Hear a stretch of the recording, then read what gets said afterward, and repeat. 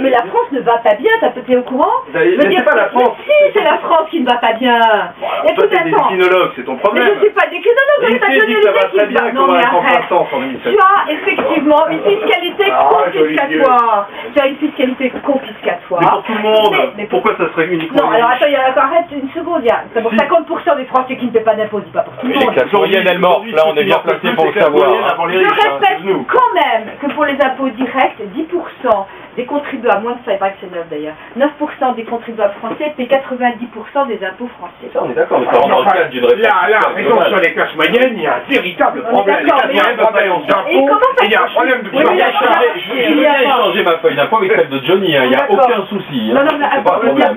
il n'y a pas que des Français en Suisse non plus. Quand on dit la France va mal, je suis désolé. Vous avez d'autres personnes étrangères qui vont aussi s'installer en Suisse et qui sont aussi européennes. Donc là, il y a un véritable problème justement de fiscalité.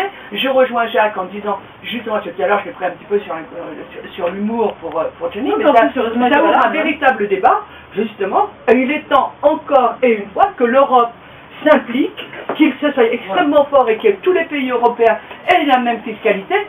Alors évidemment, c'est extrêmement difficile. Le problème, je dis bien qu'on va jongler en France, parce qu'on ne va pas s'aligner vers le haut. Je pense bien qu'on ne va pas monter les impôts de certains pays, et que donc on va s'aligner vers le bas, vers le moins 10 ans. Ça, c'est la vie. On s'aligne toujours sur le moins 10 ans.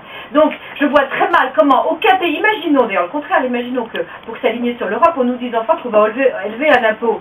Il y aurait tout le monde dans la rue. Excuse-moi, mais la Suisse n'est pas dans l'Union Européenne. Oui, non, mais donc là, ça ne résoudra rien du tout. Oui, tu as raison. Sauf que ceux qui sont partis, les chefs d'entreprise sont en Belgique. Voilà. Il y en a beaucoup plus, excuse-moi, il y en a beaucoup plus en Belgique qu'en Suisse. Mais en Suisse, par contre, là... Je viens faire un bon calcul, alors. Et il y en a aussi en Grande-Bretagne. Quand on regarde la dépêche, quand même, dans cette ville, il y a quand même 1979 étrangers qui vivent sur 7234 habitants. Donc c'est énorme. C'est ça qui serait quand même extrêmement intéressant de savoir combien il y a de Français, combien il y a d'Européens, ou pas dans ce pays-là.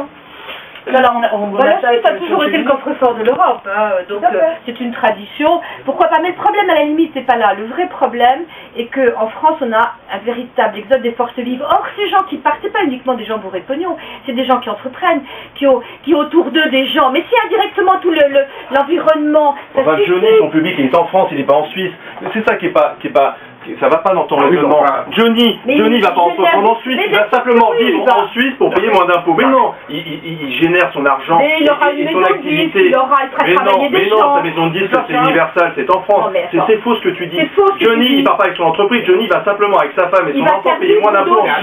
Mais en dehors de Johnny, ce que dit Sophie, mais non, il y a un point, mais attends, excuse-moi, en dehors de l'aspect de la fiscalité, c'est vrai qu'il y a des tas de jeunes qui ne veulent pas travailler en France et qui vont entreprendre à l'étranger. Alors, on parlait de Johnny, voilà. L'entreprise Johnny, Johnny. Ce que je veux dire, c'est qu'il n'y a pas une seule personne. C'est aussi scandaleux que Johnny. Il n'y a pas, tout à fait, il n'y a pas une seule personne qui part. Quand quelqu'un part, c'est effectivement des gens qui génèrent de l'argent sur le territoire. Johnny, ici, il fait travailler, les 6 mois qu'il passera pas en France, qu'est-ce qu'il claque en France? Il claque du fric dans les boutiques, il fait bosser des gens. Et donc, il y a quand même un mouvement. Alors, maintenant, Johnny, c'est Johnny. Quand un patron part, ils vont aussi entreprendre ailleurs. Il y a leurs enfants. Jaffré, il n'entreprend pas en Belgique. Jaffré, il travaille dans une entreprise française, il est résident en Belgique. C'est faux. C'est simplement une personne qui va dans un pays pour payer. Je dirais qu'il aggrave son cas, justement. En plus, il travaille en France, il a même été après le directeur financier chez Alstom. Je trouve ça scandaleux. Il s'en fout, il assume. Tu permets, le directeur financier d'Alstom dit qu'il doit rester chez nous. Pour moi, c'est une évidence. C'est clair. Il